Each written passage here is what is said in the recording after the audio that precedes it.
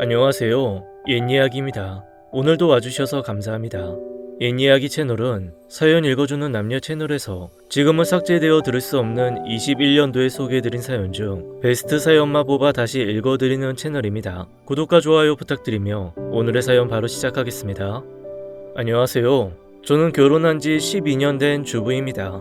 저에겐 남들이 부러워할 만한 스펙을 가진 남편이 있어요. 돈도 잘 벌고 인성도 좋아서 친구들은 제게 시집 잘 가서 부럽다는 이야기를 만날 때마다 하곤 했죠. 제 남편은 제가 봐도 정말 훌륭한 인성에 돈도 잘 벌고 저만 사랑해주는 만점짜리 신랑감입니다. 그런데 문제는 남편의 어머니예요. 남편과 결혼 후에 첫 6개월은 시어머니와 함께 살게 되었어요. 시어머니 집에서 얹혀 산 게 아니라 저희 신혼집에서 함께 살았습니다. 그렇다고 시어머니께서 집이 없는 것도 아니었죠. 시어머니는 강남에 60평이 넘는 고급 빌라에서 아버님과 함께 살고 계세요. 그런데 아버님만 그 집에 놔둔 채 저희 집에 들어와 살게 되신 거죠. 시어머니가 굳이 신혼집에 들어와 함께 사신 이유는 결혼 전 점을 봤는데 그 점쟁이가 한 말 때문이었어요. 시어머니가 신혼집에 함께 살아야 애군도 맞고 4대 독자 집안의 대를 이을 수 있다고 했다네요. 시어머니 말씀에 의하면 저희 남편은 사주에 나무가 많은 사주라고 하더군요. 나무가 많으면 건강상으로는 위장이나 신경계 질환이 생길 수 있다고도 했고요. 그래서 시어머니 사주에 화가 있어서 남편의 나무 기운을 눌러주어서 지금까지 사건 사고 아픈 데 없이 잘 살았다고 하더라고요. 저는 사주팔자나 미신을 믿는 편이 아니어서 제게는 허무맹랑하게 들렸는데 저희 시어머니는 이런 것들을 철석같이 믿으시더라고요. 그런데 문제는 바로 저의 사주였어요. 제가 금의 기운이 강해서 남편 사주와 상극이라고 하더라고요. 금의 기운이 목 기운을 극한다고 하더군요. 예를 들면 도끼가 나무를 베듯이요. 그런데 화가 금의 기운을 녹이니 제 기운을 악화시켜 셋이 같이 살아야 좋다는 이야기였어요. 평생 같이 살 수 없으니 4대 독자 집안의 손자만 낳아주면 시어머니는 다시 본가로 돌아가신다는 거였죠. 사주를 재미삼아 보는 저와는 달리 저희 시어머니는 너무 철석같이 믿으세요. 그래서 결혼하자마자 시어머니께서 저희 신혼집에 들어오시겠다고 하신 거였죠. 전 처음에 어처구니가 없었지만 착한 남편이 절 설득하는 바람에 그래, 아기 낳을 때까지만 참으면 되겠지 라고 가볍게 생각했어요. 하지만 그건 저만의 큰 착각이었죠. 그때는 이 선택이 저를 얼마나 힘들게 할지 전혀 상상도 못했네요. 시어머니는 모든 걸 사주와 미신에 접목해서 사사건건 참견을 하셨어요. 부부관계 할 때조차 저희 마음대로 할 수가 없었죠. 시어머니께서 두 눈 뜨고 지켜보고 있었으니까요. 부부관계는 무당이 점지해준 날짜와 시간에 맞춰서 해야 했어요.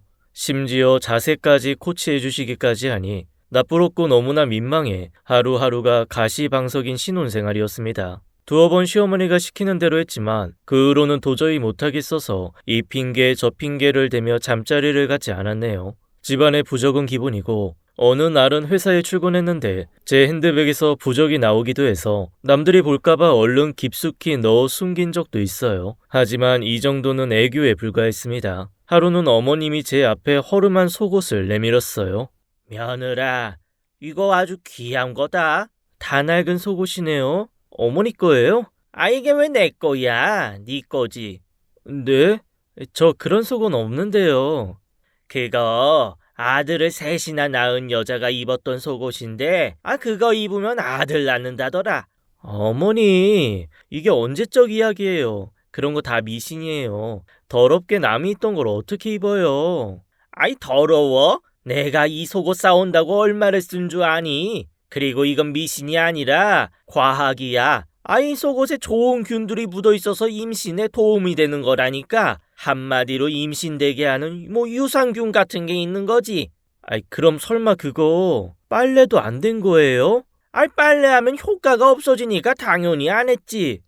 어머니, 저 절대 그거 못 입어요. 그냥 도로 가져다 주시고 환불 받아오세요. 너 정말 시애미만 안 들을 거야. 그러다 너 애 못 가지면 어쩔래? 네가 지금 젊은 것도 아니고 내년이면 40인데 요즘 조기 폐경이다 뭐다 말 많던데 너도 그러다 폐경 오면 어쩔래? 어머니. 엄마, 제발 이런 것 좀 사오지 마. 그렇게 좋은 거면 엄마가 입고 내 동생 낳아줘요.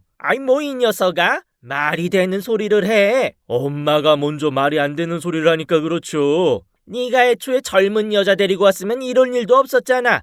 저런 자궁 다 늙어빠진 애를 데려와서 이 고생을 시키니? 엄마, 아니 민지 앞에서 그게 무슨 막말이야. 엄마 아들도 40 넘었어. 엄마 논리대로라면 내 정자도 다 늙어빠졌다고. 솔직히 나이 그거 숫자에 불과해. 민지가 얼마나 건강관리 잘하는데 지금도 겉모습은 30대 초반이야. 그리고 그 나이에 민지 같은 몸매 유지하기가 어디 쉬운 줄 알아? 아이고, 이 팔불출나셨네. 그러니까 내 말은 엄마가 그런 미신에 의지하지 않아도 우리 나름대로 운동하고 영양제 먹으면서 노력하고 있으니까 걱정하지 말라고요. 그런데 그 팬티 환불되는 거 맞아? 아, 그건 왜? 나 이거 환불할 생각 없다. 아이, 꼭 입힐 거야. 알았어요, 주세요. 아, 제가 입을게요. 뭐 제가 입어도 간접적으로 효과 있겠죠, 뭐. 뭐? 아이고, 아이 됐다. 환불해 올 테니까 이리네. 저는 남편과 시어머니가 대화하는 동안 한마디 말도 못하고 둘의 대화만 듣고 있었네요. 시어머니 저런 독한 말씀에 가슴이 무너져 내렸어요. 제가 나이가 많은 게 시댁에서는 흠이라고 생각하는구나 싶어 자존심도 상하고 눈물도 찔끔 나더군요. 하지만 남편이 제 편을 들어줘서 간신히 참을 수 있었네요. 그날 이후 남편은 제게 부담 갖지 말라며 이제부터 부부관계도 우리가 원할 때 하고 엄마 눈치 보지 말자고 했습니다. 남편 말대로 마음을 좀 편하게 갖고 지내다 보니 결혼한 지 6개월 만에 임신을 했고 남편도 저도 시어머니도 무척 기뻐했어요. 게다가 약속한 6개월이 되면서 시어머니는 본가로 돌아가셨고요. 그때부터 진짜 신혼생활이 시작되는 것 같아 너무 행복했죠. 남편과 함께 태교를 하며 딸인지 아들인지 얘기도 나누고 나중에 어떤 직업을 시키면 좋겠다는 등 너무도 먼 미래를 꿈꾸며 행복에 가득 차 있었습니다. 아이는 뱃속에서 무럭무럭 자랐고 저는 이제 누가 봐도 임산부답게 배가 불룩 튀어나왔어요. 남편은 이런 저를 보며 배불뚝이라고 놀렸지만 그런 놀림이 싫지만은 않았습니다. 하루는 집에서 설거지를 하고 있는데 밑이 축축하더군요. 화장실에 가서 확인을 해보니 피가 섞인 분비물이 나와 있었어요. 저는 바로 병원에 갔고 병원에서는 늦게 왔으면 길에서 아기를 낳을 뻔했다며 응급수술을 해야 할지도 모른다고 했습니다. 아기 양막이 내려와 내진을 해보니 아기 발이 만져진다고 해서 수술을 하면 양수 파열로 수술 자체가 안 될 수 있다고 하더군요. 그냥 이 상태로 누워서 아기가 자랄 때까지 기다려야 한다고 했죠. 그런데 결국 그날 밤 양수가 터져버렸습니다. 23주 5일 만에 태어난 아기는 510g의 무게로 너무나도 작았습니다. 아기는 곧바로 신생아 집중치료실에 보내졌어요. 저는 수술 후 걸을 수 있게 되자마자 아기를 보러 갔습니다. 아기의 팔은 제 손가락만큼이나 작고 얇았어요. 아기를 보는 순간 아기를 꼭 살려야겠다는 생각이 들었고 매일매일 기도했습니다. 하지만 너무 일찍 태어났기 때문에 병원에서는 살 가망성이 50%라고 했죠. 제발 제발 제발이라고 말만 하며 2달이 지났을 무렵 아기는 하늘나라로 떠났습니다. 못난 어미 때문에 제대로 커보지 못하고 하늘로 간 아기를 생각하면 너무 슬프고 괴로워서 가슴이 무너져 내리는 것 같았어요. 그 후로 남편과 저는 매일을 눈물로 지냈습니다. 그러던 어느 날 시어머니께서 제 보약을 지어서는 집으로 오셨어요. 시어머니도 아기에 대한 기대가 무척 컸기에 많이 속상해하셨죠. 그런데 곧 명절을 앞두고 시어머니께서 설 명절에 본가에 오기 전에 작은 상 위에 밥이랑 국을 떠서 모시라고 신신당부를 하시더라고요. 어머니, 밥이랑 국은 왜요?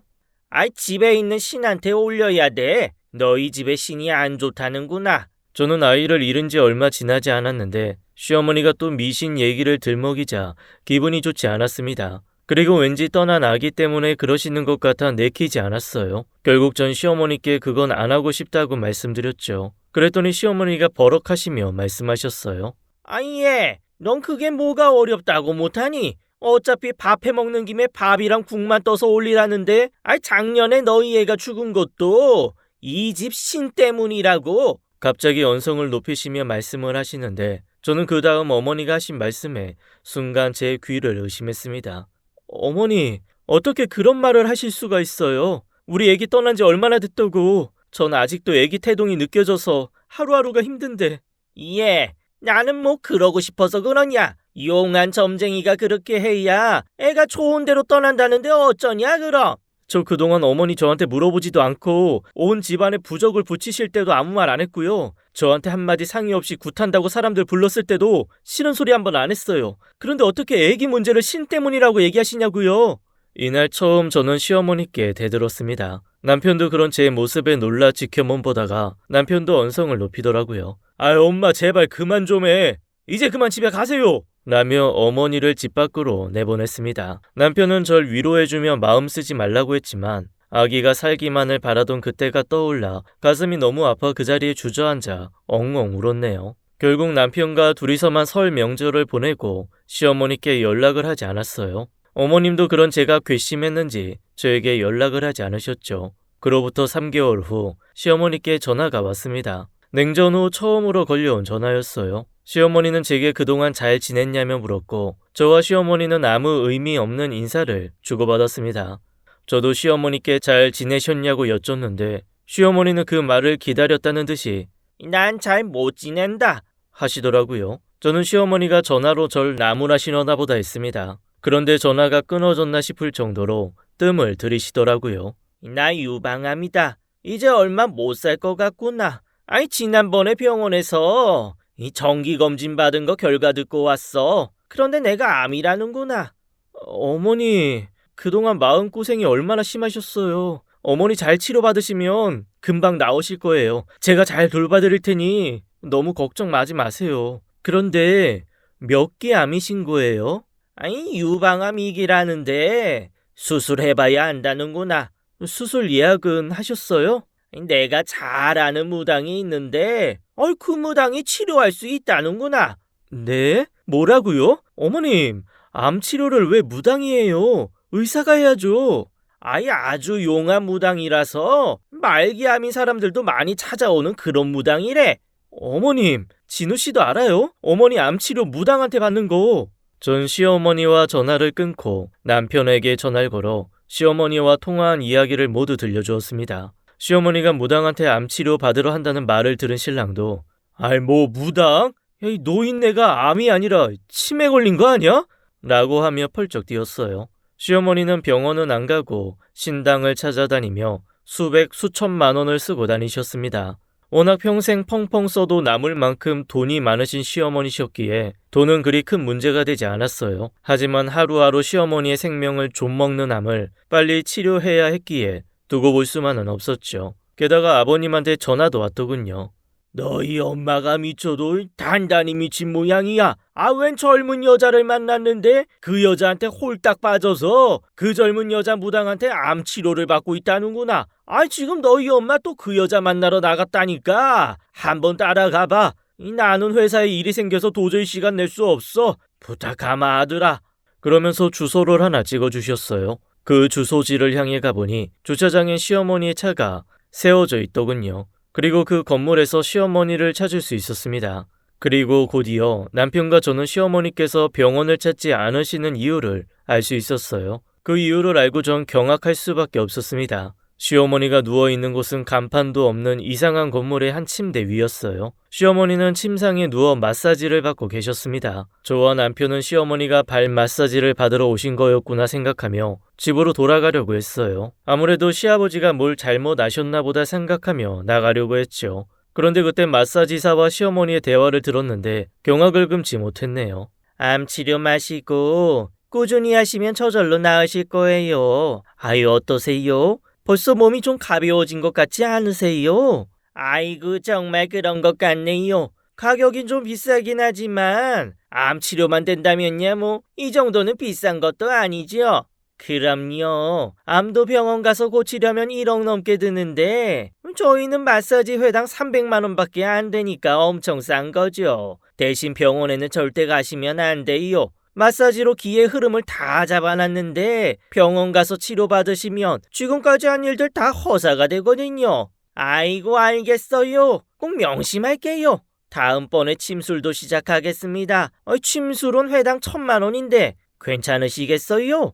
1,000만 원이요? 원래는 1,000만 원인데 우리 회원님은 마사지도 받고 계시니까 특별히 500만 원에 해드릴게요. 하루빨리 쾌차하셔야죠. 아이고, 감사합니다. 이렇게 마음씨 좋으신 무당 선생님 만나서 제가 참 복 받았네요. 저도 치료 열심히 받고, 얼른 낫도록 할게요. 알고 보니 시어머니는 암 치료라며 고액의 마사지를 받고 있었어요. 게다가 다음번엔 침술까지 한다니 이러다 사람 잡겠다 싶더라고요. 시어머니는 마사지를 모두 받고 집으로 돌아가셨고 남편과 저는 건물 계단에 숨어 있다가 다시 들어가 그 사기꾼 무당을 만나러 갔습니다.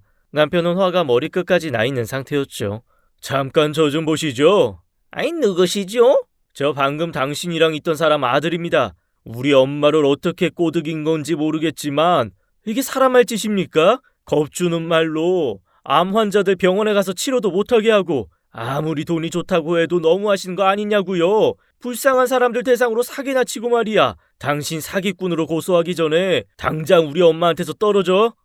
뭐 사기? 어디다 대고 사기꾼이래? 그렇게 남편과 사기꾼이 실랑이를 벌이는데 갑자기 딸랑 소리와 함께 2명의 남자가 들어왔어요. 경찰입니다. 박무당 씨, 당신을 불법 시술 및 살인죄로 체포합니다. 살인죄라니. 결국 침술로 사람을 죽였다는 말에 저와 남편은 너무 놀라 입이 다물어지지 않았어요. 하마터면 시어머님도 불법 침술을 받아 저 세상에 갈 수도 있었겠구나 라는 생각에 몸이 덜덜 떨렸습니다. 여보, 우리 어머님도 정말 큰일 날 뻔한 거 아니야? 그러게, 사람 목숨 가지고 장난치는 것들은 콩밥을 먹어봐야 돼. 남편은 그 여자가 경찰에 붙잡혀가는 걸 동영상으로 촬영한 후 시어머니께 보여드렸습니다. 시어머니는 충격을 받으시고는 알아 누우셨고 점집도 병원에도 가지 않으셨어요. 다음날 저와 남편은 다른 무당을 데리고 시어머니 집으로 찾아갔습니다.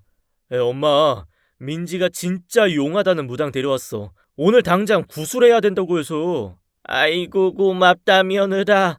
네가 날 이렇게까지 생각해주는 줄 몰랐다. 몸져 누워있던 시어머니는 용한 무당이라는 소리에 언제 그랬냐는 듯이 일어나셨어요. 그날 무당은 구판을 벌였고 집에서는 방울 소리가 울려 퍼졌습니다. 방울을 흔들고 제자리 뛰기를 연신하던 무당은 멈춰서더니 시어머니를 향해 한마디 했습니다.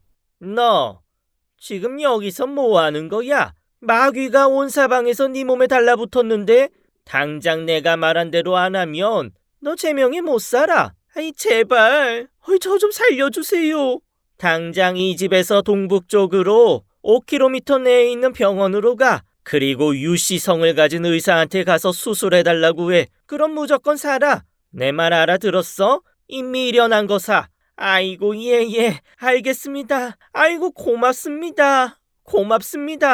시어머니는 무당 앞에 엎드려 절하며 연신 고맙다는 말을 하고는 무당이 돌아간 후에 병원에 전화를 걸어 예약을 잡았습니다. 그 후로 그 병원에서 수술도 받고 치료도 하며 유방암을 이겨나가셨어요. 저는 시어머니 댁에 매일 들러 항암에 좋은 반찬들과 식사를 준비하고 저녁이면 신혼집으로 돌아오곤 했네요. 그러던 어느 날 시댁에서 상을 차리고 있는데 전화가 한 통 걸려왔습니다. 시어머니가 전화를 받으시더니 연신 아이고, 신령님 감사합니다 라는 말을 반복하시더라고요. 그러더니 전화를 끊었습니다. 시어머니께 무슨 전화냐고 물으니 그때 구태주고 간 무당이 전화 와서는 나보고 이제 다 나았다고, 앞으로 몸에 좋은 것만 먹고 운동만 하면 오래 살 수 있다는구나. 그리고 앞으로 점집이나 무당 곁엔 얼씬도 하지 말라고 신신당부를 하네. 내가 암에 걸린 것도 그런 데서 아끼고 따라온 거라는데 이제 무서워서 점집에도 못 가겠구나.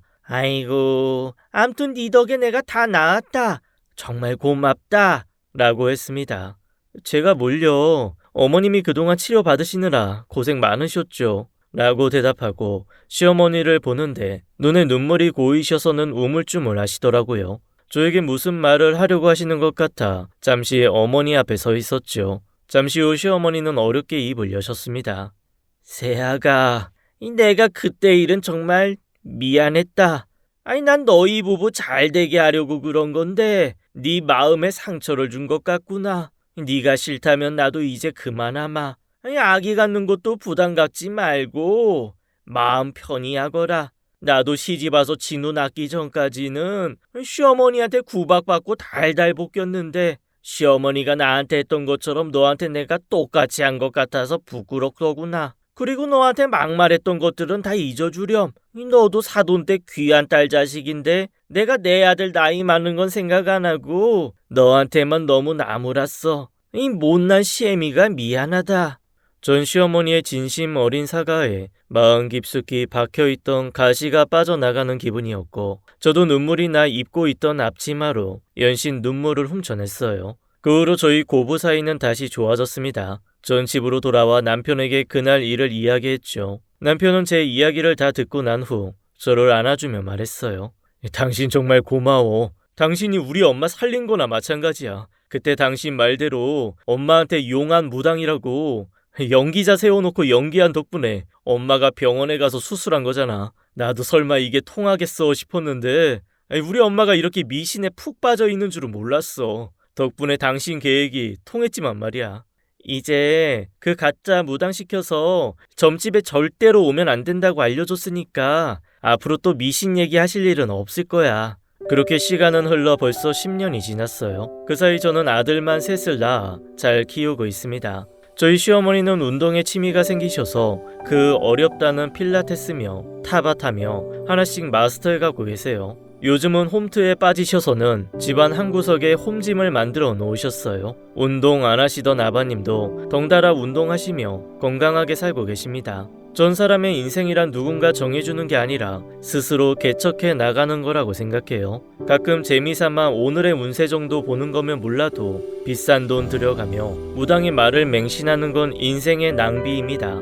노력만이 내 바람을 하나씩 이뤄주는 것이지 무당들의 허황된 말 한마디에 결정되는 인생은 없다고 생각합니다. 제 이야기는 여기까지입니다. 긴 글 읽어주셔서 감사합니다.